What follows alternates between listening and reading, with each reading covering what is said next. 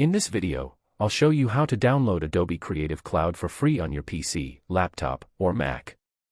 Let's get started. First, open the link in the description below. This will take you to Adobe's official website. Select your country, then click Start Free Trial.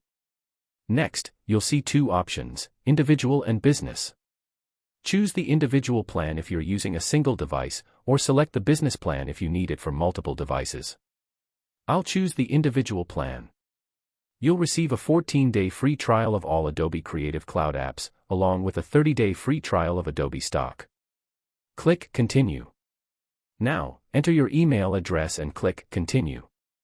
After that, fill in the required information, including your credit or debit card details. Don't worry, Adobe won't charge you until your free trial period ends. Click Agree and subscribe. On the next screen, create a password for your Adobe account. Now, open the second link in the description to download the Adobe Creative Cloud app.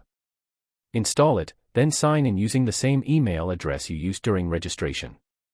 Once you're logged in, open the Creative Cloud app, and you'll be able to browse, download, and install all the Adobe apps included with your trial. That's it for today's video. Thanks for watching. Have a great day, and see you in the next one.